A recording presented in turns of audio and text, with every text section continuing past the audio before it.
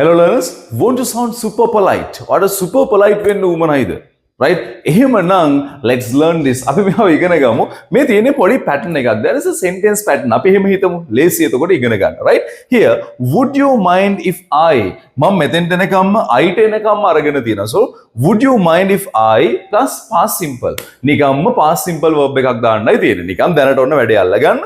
Would you mind if I, right? කාට හරි ඕනනම් මෙයාවත් වෙනස් කරගන්න පුළුවන්. subject එක change කරන්න පුළුවන්. Right? Fine. Okay.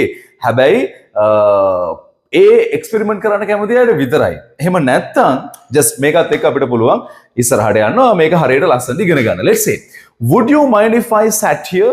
Would you mind if I sat here? මම මෙතනින් පොඩ්ඩක් ඉඳගත්තට කමක් නැද්ද? ඒ වගේම මේක very polite. අපි අර කලින් කිව්වා වගේ super polite. ඒ කියන්නේ ඔහේ නිකන් මම ඉඳගන්නද? ඒක නෙමෙයි. බොහොම polite, බොහොම ආචාරශීලී විදිහට තමයි අපි මේ question කරන්නේ. නැත්නම් මේ permission. අතර මේ කරන්නේ අපි asking for permission. Permission ඉල්ලන එක තමයි කරන්නේ. Would you පාවිච්චි කළා. So, would you mind if I sat here? මම මෙතනින් ඉඳගත්තට කමක් නැද්ද? මේ sat. If I sat. Simple past verb එක පාවිච්චි කරා. හරි? Here, would you mind if I open the window? මම ජනෙලෙ පොඩ්ඩක් ඇරියට කමක් නැද්ද? අපි හිතමු බස් එකේ ට්‍රේන් එකේ යන වෙලාවක නම් ඉන්නේ. ඔයාලට එහා පැත්තේ මිනිස්සයාට බොහොම politely මේක අහන්න පුළුවන්. එයාගෙන් permission ගන්න පුළුවන්. right? මොකද ගොඩ වෙලාවට අපිට පොදු window එකක් තමයි තියෙන්නේ නේ. right? දෙන්නෙකුට හෝ තුන් දෙනෙකුට. එහෙනම් අපි අනිත් අයගේ permission අහන එක බොහොම polite වැඩක්. right? බොහොම polite. So ඔයාලට අහන්න පුළුවන් කොහොමද? Would you mind if I open the window? Would you mind if I open the window? Very nice, ne? Lassanai. Next one. Would you mind if I borrowed your notes? School babek nang එයාට පුළුවන්. නැත්නම් university student කෙනෙක් නම් ඔයාට පුළුවන්. ඔයාගේ යාළුවාගේ notes ටික ඉල්ල ගන්න. borrow කරනවා කියන්නේ අහපව් දෙන්න හිතාගෙන ඉල්ල ගන්නවා. like ඉල්ල ගන්නවා borrowing, right? So buy නෙමෙයි. සල්ලි දීලා ගන්නව නෙමෙයි just borrowing. Borrowing means that. එහෙනම් would you mind if I borrowed your notes? ඔයාගේ notes මම පොඩ්ඩක් ගත්තර කමක් නැද්ද? නැත්නම් දෙන්න පුළුවන්ද? වගේ බොහොම politely තමයි මේක අහන්නේ. But දැන් කාට හරි එන්න පුළුවන් හැබැයි why? ඇයි මේ past simple use කරන්නේ? Why do you use past simple? ඇයි past simple? ඒකට ලස්සන reason එකක් තියෙනවා. ඒ තමයි මේ තියෙන්නේ. බලමු අපි කියවන්න. මගෙත් එක්කම කියවන්න. right? බය නැතුව කියවන්න. මේක practice කරන්න. බස් එකේ කොහේ හරි public place එකක නම් ඉන්නේ. හිමිට මුමුණන්න නේ. සින්දුවක් කියන්නේ ඒ වගේ just මොනාද කියලා කියන්නේ whispering නේ මුමුණන්න පොඩ හිමිට කියන්න. right? Let's say, although we are talking about present or future permission, අපි බලමු although උවත් කියන අදහසනේ. ඒක ලොකුවට මේවා අර හින්නට සිංහලට translate කරන්න යන්නත් එපා. මොකද English සිංහලෙන් ඉගෙන ගන්න ගියාම ටිකක් අමාරුයි. පොඩක් අර confusing වගේ වෙනවනේ. ඒ නිසා අපි මේක නිකන් just තේරුම් ගමු කොහොමද යන්නේ කියලා. අපි talking about present or future permission. කතා කරන්නේ talking about future නැත්නම් present permission එකක් ගැන තමයි. හැබැයි English uses the past tense.